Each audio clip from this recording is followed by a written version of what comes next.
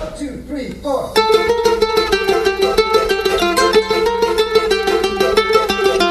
Good morning. Hi, everyone. This is Jewish Talk, coming to you live from Nassau Community College on 90.3 WHPC, also streaming on the iHeart and the iTunes app. We can be seen in the studios right now on my Facebook Live. Hello, I'm waving. I'm waving to everybody on my Facebook Live, as well as on the Facebook at WHPC. Hello, everybody. And because we're on two pages on the Facebook, that means this is a double-faced program. This program is later archived on Spreaker.com. I can actually hear it at 11 p.m. So if you're here in the morning, you can hear it again tonight. And if you don't want to hear it in the morning, you don't have to hear it at night either. So hi there, my name is Rabbi Pearl. Good morning and good afternoon and good evening. It all depends on when you're listening or watching. And if I see your name come up on our screen, I'll be happy to say hello to Harvey Kipnis, to Jonathan Wolf, to Gene Bradenstein. Good morning to everybody. Today we're going to divide our program between two important issues. First of all, our discussion is, what would you say is a sentence or a perspective that totally encapsulates the quintessence of what Judaism is all about? And number two, POW. I have now incorporated a new word, a patent of the word. POW stands for the power of women. Kim loves that idea, and she's going to incorporate a business called POW. And so our first discussion today is if you were to be asked, what sentence, what verse in the entire Torah learning would encapsulate exactly what Judaism is all about? And now, I'm not just here to have a Talmudical discussion, but really a broader picture of what Judaism has to say about the world. So first of all, we have a medrash that quotes four opinions. Hey, remember, this is Judaism. Anytime you have a question, you've got to have at least 400 to 400 opinions. So the medrash tells us there are four opinions as which biblical verse best sums up the ultimate message of what Judaism is all about. And let me share with you. One sage by the name of Ben Azai, he believes that the most important verse is in Genesis, where it says, "This is the book of Chronicles of man. On the day that God created man, he created every human being in the image of God." That's pretty important. Another sage called Ben Zoma, he says a different verse is more central to Jewish thought, and that is, "Shema Yisrael, Hashem Elokeinu, Hashem Echad." Hear, O Israel, the Lord is our God, the Lord is one. Along comes a third Talmudist. His name is Ben Nanas, and he chooses the following verse, very famous, "V'ahavta l'reacha kamecha." You shall love your fellow man like yourself. Not to be outdone, in steps a fourth sage. His name is Shimon, the son of Pazi, and he casts his pitch for the most epic verse of the Bible. And he says it's found in the Torah portion that we just read yesterday, that deals with an obligation that during the times of the temple, each day, 2 lambs were offered. One sheep was offered in the morning, and the second sheep is brought up in the afternoon. And by the way, I'd like to dedicate this thought to our good friend Michael Soshnik, with best wishes for his family, for his mother-in-law and his father-in-law, and best wishes to Trish and to Michael. This is one of the thoughts that Michael loves. We sacrifice in the morning and we sacrifice in the afternoon. So this was the fourth opinion. So according to this individual, this is the most defining verse of Judaism. Guess what? The Medrash concludes. It doesn't just leave us hanging with four opinions. One of the rabbis stood up on his feet and said, "You should know the verdict that the most important verse in the entire Bible is the one following the opinion of Shimon ben Pazi. Shimon, the son of Pazi." Now, there's something here in the Medrash that seems really amiss. The first three opinions are logical. Let's think about it. The notion that all of Judaism can be traced back to the idea that every single human being, whoever they may be, reflects God, that makes perfect sense. That's very powerful. The same can be said about the concept of a single universal God, the Shema Yisrael, or how great could be the injunction, love our fellow man like ourselves. Now these ideas, which were introduced 3,300 years ago in the Torah, they embody a very essential aspect of Judaism and what Judaism's contribution is to human civilization. So again, the idea that all of us create an image of God, let's mark that, it's fantastic. There's a universal God, everybody agrees. And number 3, that we should love each other and respect each other. Wow, what can be better than that? So the question we all have to ask is, at the end of the discussion, the rabbi says, at the end of the day, that sentence that speaks about bringing a sheep in the morning and a sheep in the afternoon, that represents the core of what Judaism is all about. How can one even begin to compare the message about offering 2 lambs in biblical times with these global and noble ideas contained in the other 3 opinions? While you're thinking about this, I'm going to say hello to Harold Kornfeld. He's speaking to us all the way from the land of our fathers in Florida. Mordechai Siv, Shalom Aleichem Mordechai, all the way from Tzfas, Israel. Fantastic. So let's understand what is going on over here. What is more astonishing is about the final verdict in the Medrash selects that the verse about the sheep is the winner. Come on. The biblical verses that deal with love, monotheism, human dignity, come on. These are the foundations of morality and civilization. They don't make it to the contest. It's precisely the verse that talks to us offering a lamb in the morning, a lamb in the afternoon. This was chosen as the most representative of what is a Jewish paradigm in life. So I want to share with you, my friends, one of the most seminal Jewish thinkers in post-medieval period was Rabbi Judah Lowy. He was known as the Maral. He served as the chief rabbi of Prague. He lived between 1525 and 1609. And I think most of our listeners and those watching us remember that very well. In one of his works, he offers a rather moving answer to this question. And he says like this: what the 4th and last sage, Shimon, the son of Pazi, was suggesting is that the verse that ultimately defines us is the one that speaks of unwavering consistency. The sense that the sentence that talks about a sheep in the morning, a sheep in the afternoon, is really, I guess, sharing with us, laying a foundation of this word consistency. Every single morning and every single afternoon, a person is making a sacrifice to the Creator. What does this mean?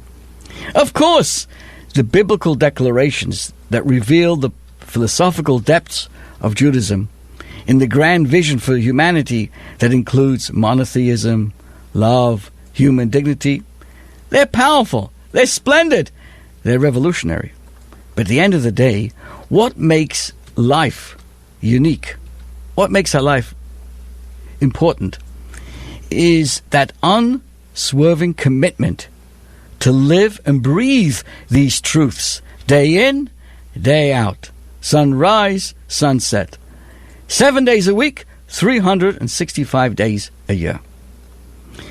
Think about this. One can be very moved to tears by the notion of tikkun olam, of healing the world. One can become aflame with the burning passion towards the ideals of human dignity and love and peace. One can even be inspired to make a donation to Chabad, or to give a speech, or to shed a tear, attend a rally, or write an article. But here comes this great sage and says, the real litmus test in the ultimate power is that it always inspires a person to cultivate. All these ideas are so important, but do they inspire us on a continuous basis? Are we into those things every minute of the day, every minute of the night, and every day of our lives? Surely, Judaism includes truth, love, peace, God. But are we ready to make daily sacrifices for truth, for love, for peace, for God? And that's what the sages are telling us. That was the fourth sentence. One sheep was offered in the morning, and one sheep is brought in the afternoon. During exciting days as well as monotonous days. Not every day of our life is exciting. Not every day is monotonous. But sometimes our life is boring. There are times when we have bright days. Sometimes we have bleak days. The sages tell us, are you with us? In the morning, when you are awake, you are called to make a sacrifice, to be committed. In the afternoon, when the day is winding down, again, we're called upon to sacrifice for someone, for God. So you see, Judaism is not only about moving, a moving Yom Kippur experience or an emotional memorial ceremony. It's something that we live every moment of our life. It is the dedication of ordinary people to construct, through daily, ordinary acts, a fragment of heaven on this planet Earth. So think about this. The mission statement of Judaism is that we're always, every time, every moment, whether at home, whether on vacation, whether in the synagogue, whether in the workplace, at every single moment, we'll always remain an ambassador of the divine. And an ambassador for love, for light, for hope. When your sun rises and when your sun sets, we're constantly reminded we are all agents here to infuse this world with meaning, with purpose, with harmony, and to create out of chaos oneness out of fragmentation, light woven from the stuff of darkness. You may be having a good day or a bad day. You may be at peace or in the middle of a struggle. But along comes the morale and tells us we're always reminded it's a consistency that we're always connected to God and have a mission here. Always, at all times. There's no downtime, so to speak. We're always to be a ray of infinity, working for God and reflecting that oneness in the world that we inhabit. Let's say hello to our wonderful listeners and to those watching us. I'd like to say hello to Doug Ugent. Thank you. Good morning. To Jean. Thank you. To Greta. Let's say hello to Gail. Good morning. To Holly Feynman. How are you? Good morning. And to everybody watching us and listening, we do appreciate it. And now we're going to go on to the second part of our program as I come to you from WHPC 90.3 WHPC. It's all about the power of women. And let me just give you the background now. I'm going to tell you about 5 women that are mentioned in the Torah, a very defining moment in our history. We're talking about Machla. These are the 5 women.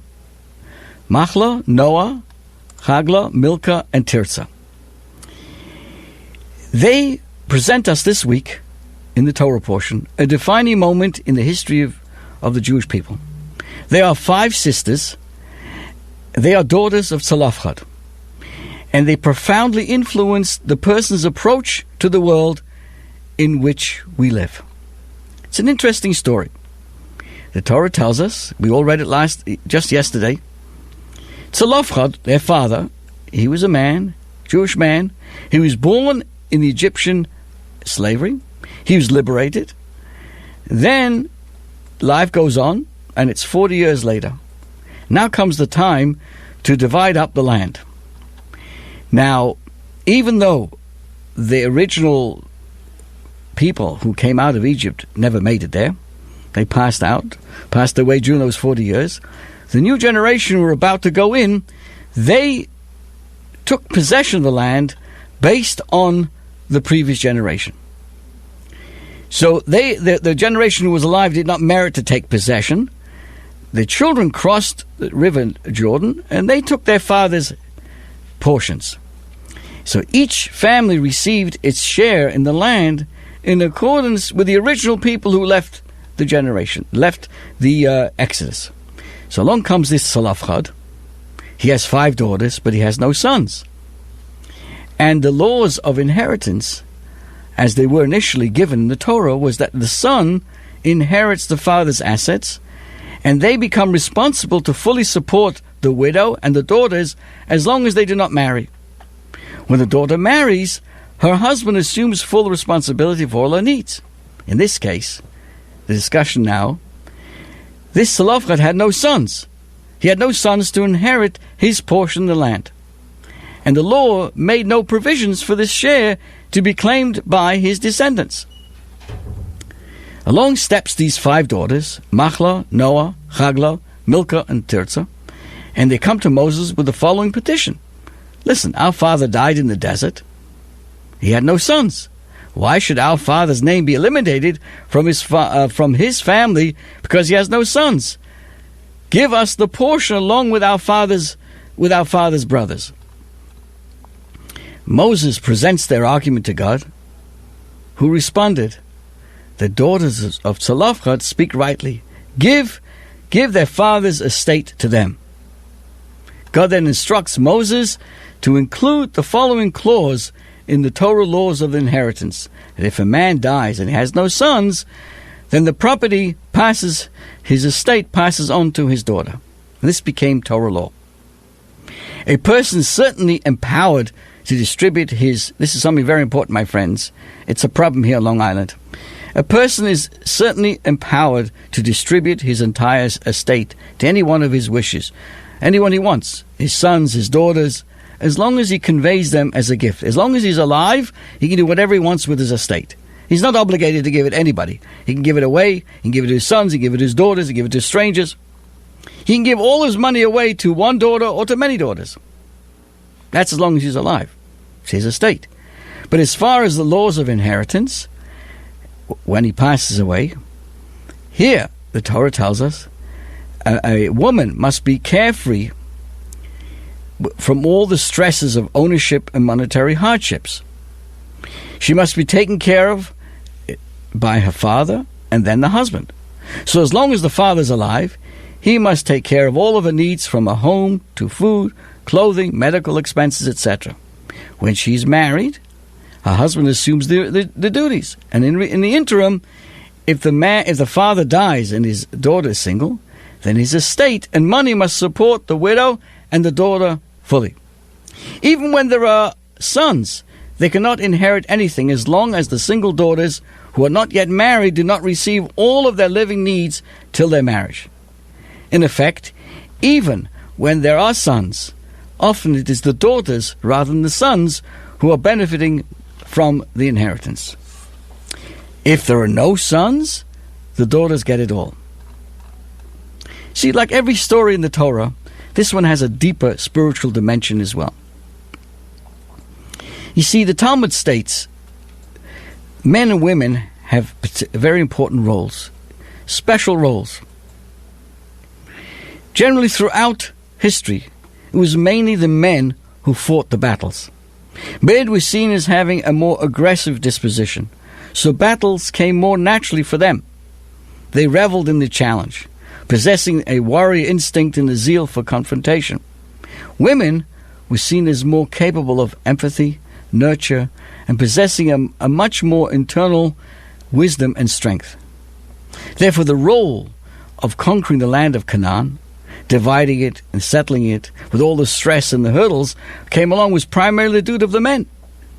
The women, as always, would hold up the fort, serve as a backbone of the home and the family, and provide a spiritual guidance and vision for her and for her environment. And here lies the deeper significance of these laws of inheritance as commanded by God in response to the petition by the daughters of Tzlofchad. This is also to be understood as a deeper spiritual message for every one of us, man or woman alike. You see, people are very different from each other. Some of us are introverted, others are extroverted. Some of us are aggressive, others are more sensitive. Some of us have tough skin, and some have soft skin. Some are competitive, and some are much more subtle. Some of us are outgoing, and some of us are more internal. So we're saying now, if a man has no son, let's think of it in a more deeper sense. Let's say if a person ascertains in his or herself a lack of a male aggressiveness and combativeness, what could his conclusion be? He could deduce that he has no role to play in the conquest of the land, so to speak. Such a person might be inclined to devote all of his energies to refining himself and leave the task of sanctifying the world and transforming it, leave it for somebody else. So in simple terms, my friends, a person may look at themselves and say, look at that person. He has this power, that talent, that ability. I don't have it. That means I'm a nobody. I don't have it. Along comes the Torah and tells us, conquering and settling the land is not an exclusive male endeavor. Every one of us has a portion in this world. Every one of us has a corner in this material world that we have the ability to civilize and to sanctify. Every one of us must change our corner of the world and influence our environment. Sometimes this is a task which calls upon for a certain degree of aggressiveness and confrontation. But there is also a feminine way to transform the materialistic world and turn it into a holy land, so to speak, which is often much more effective. At times, receptiveness and empathy are far more effective in overcoming the hostilities and being able to transform it to its very nature. So the absence of a male here, in this case we talk about a man, in the original case, a man who passes away and has no sons.